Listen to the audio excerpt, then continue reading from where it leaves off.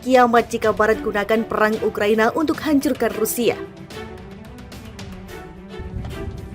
As of this moment, I'm convinced he's made the decision.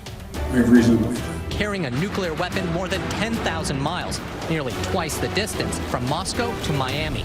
Риски весьма и весьма существенны. Эти изменения, когда они будут приняты, The changes, when they are adopted, most likely it will be done after discussion, as said, will introduce significant changes not only to a number of articles of the Constitution, but also to the general balance of power. в целом в баланс власти. President Putin summoned his military chiefs and gave them an order. Высшие должностные лица ведущих стран НАТО Top officials of leading NATO countries are making aggressive statements about our country.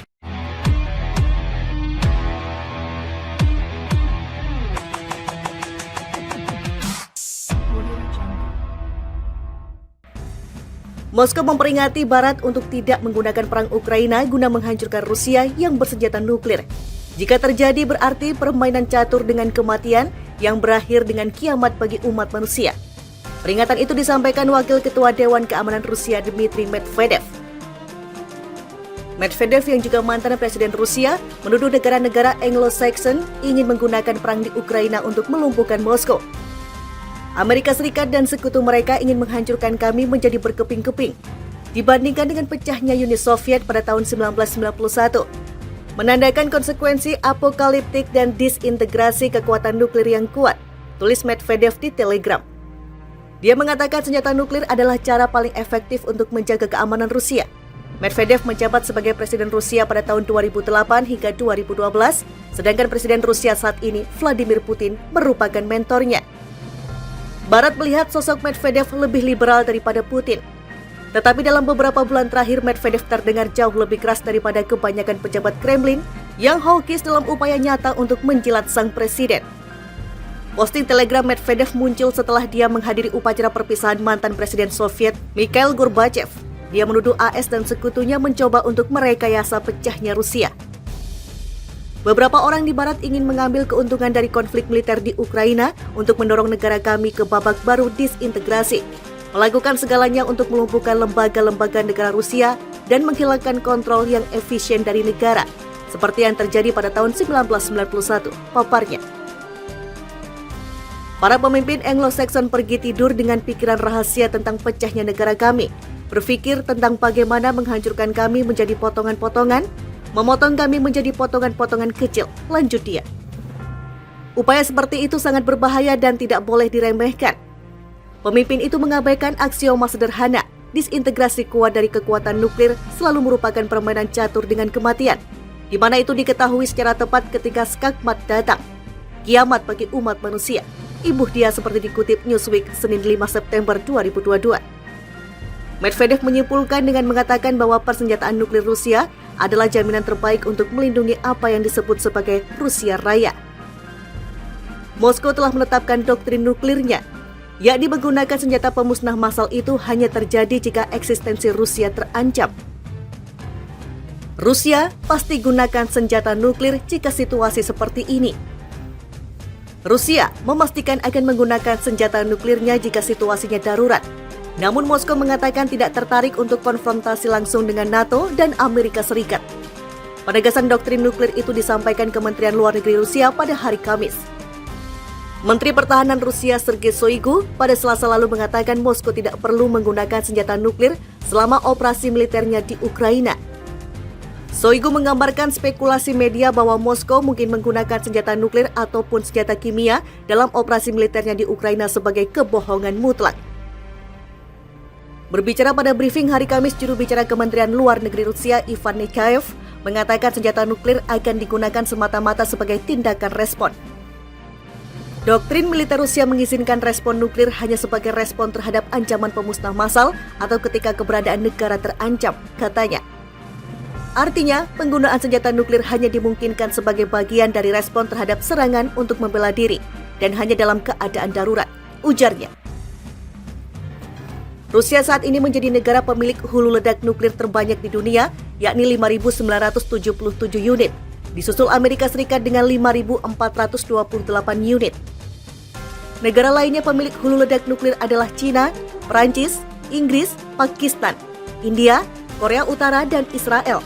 Namun Israel satu-satunya negara yang tidak secara resmi mengakui kepemilikan senjata nuklir.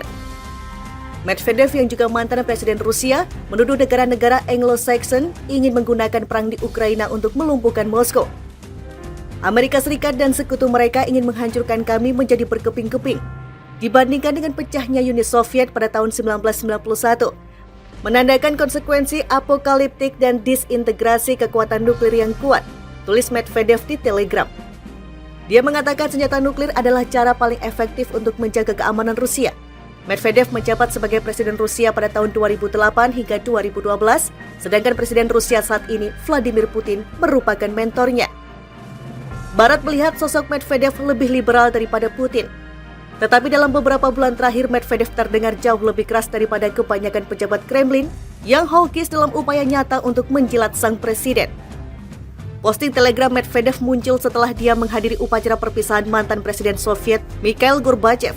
Dia menuduh AS dan sekutunya mencoba untuk merekayasa pecahnya Rusia.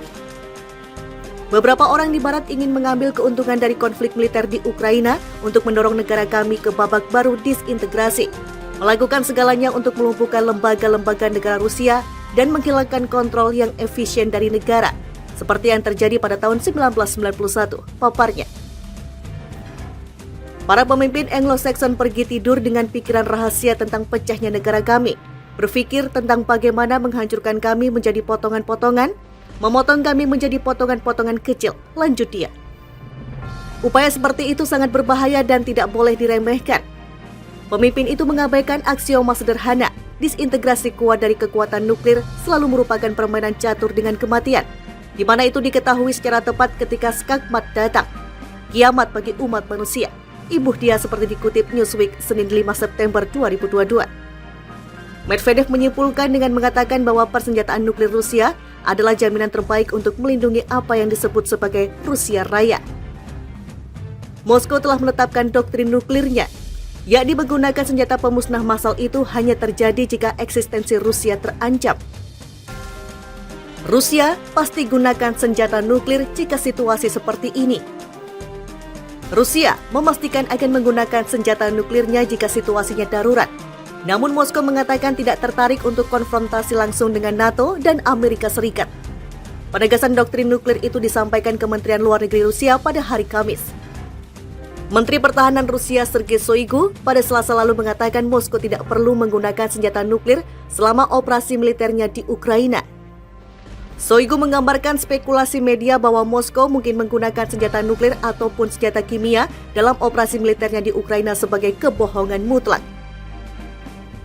Berbicara pada briefing hari Kamis, juru bicara Kementerian Luar Negeri Rusia Ivan Nikhaev mengatakan senjata nuklir akan digunakan semata-mata sebagai tindakan respon. Doktrin militer Rusia mengizinkan respon nuklir hanya sebagai respon terhadap ancaman pemusnah massal atau ketika keberadaan negara terancam, katanya. Artinya, penggunaan senjata nuklir hanya dimungkinkan sebagai bagian dari respon terhadap serangan untuk membela diri dan hanya dalam keadaan darurat, ujarnya. Rusia saat ini menjadi negara pemilik hulu ledak nuklir terbanyak di dunia, yakni 5.977 unit, disusul Amerika Serikat dengan 5.428 unit. Negara lainnya pemilik hulu ledak nuklir adalah China, Perancis, Inggris, Pakistan, India, Korea Utara, dan Israel. Namun Israel satu-satunya negara yang tidak secara resmi mengakui kepemilikan senjata nuklir.